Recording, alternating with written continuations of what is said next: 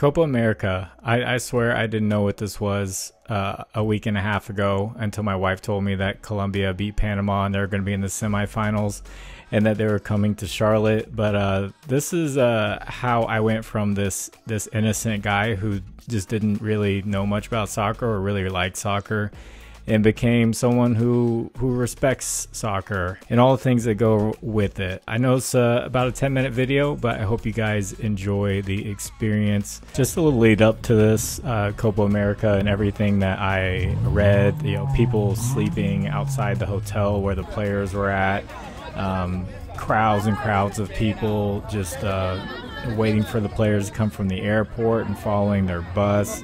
I quickly noticed when I got in uptown Charlotte that I was surrounded by Colombians. Okay, so I got this hat, and then she's got that hat.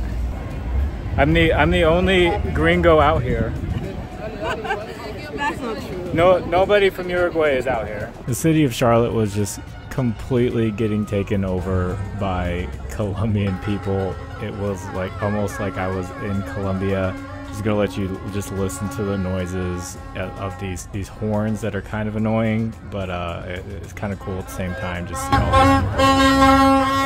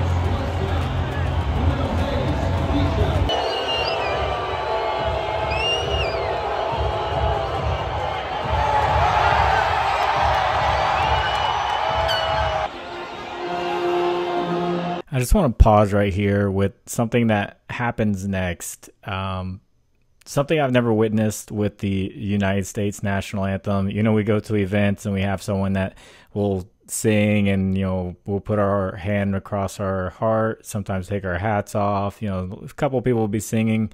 You know, Colombia is not a perfect country by any means, and neither is the United States, but it was just really cool to see one event bring unity like this, and it would be really cool one day to just see the United States be unified by something like this with the passion that you're about to hear with their national anthem.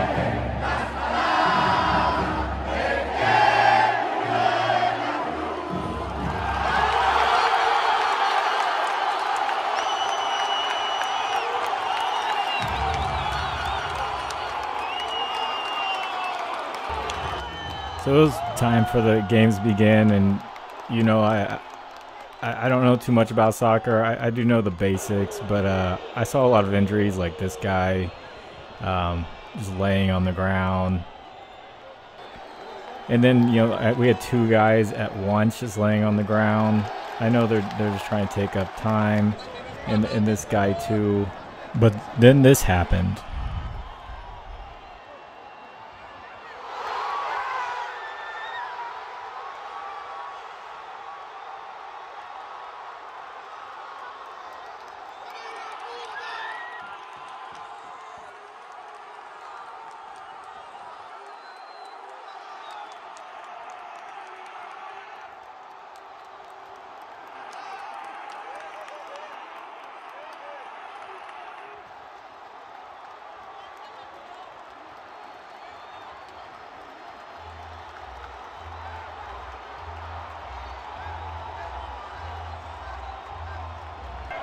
After that goal, the energy of the stadium was just insane.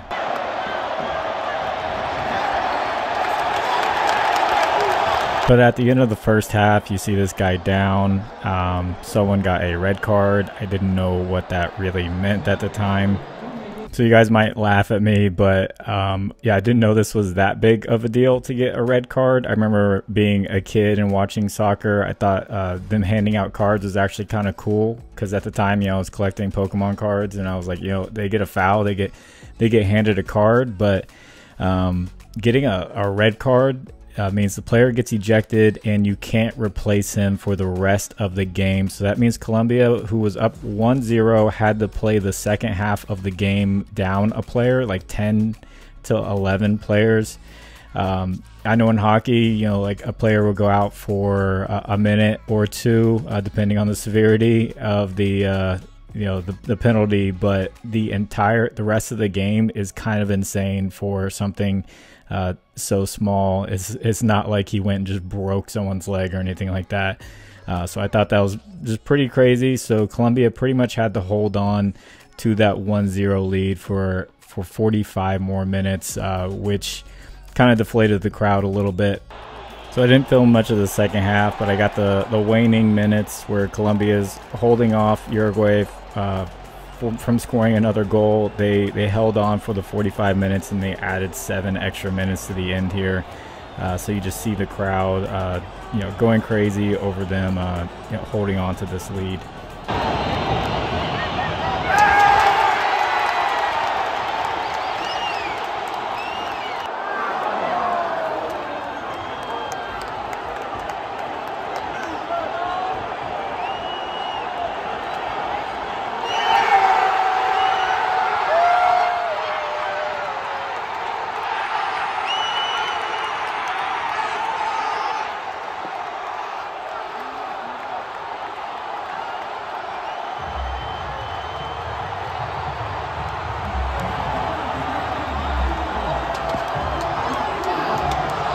You see in celebration, they did not want to leave. I had beer and other unknown fluids just thrown on top of me.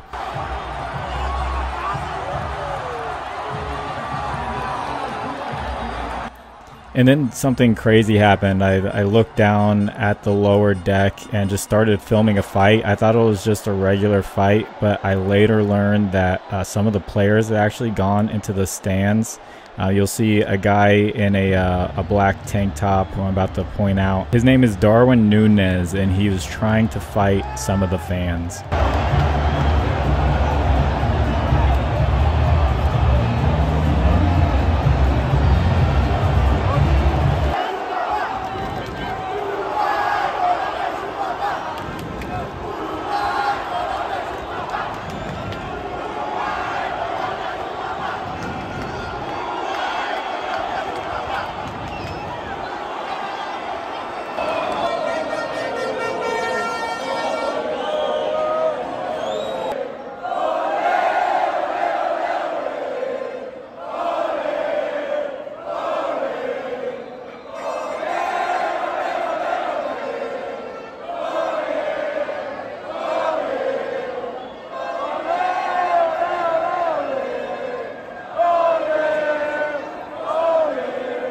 So the bars and restaurants of Charlotte filled up with Colombians, and my wife had a smile on her face that she didn't even have on our wedding day, and I turned into this guy with new respect for international soccer. And on top of that, I also won my bet of Colombia winning in regulation, so appreciate that, Colombia.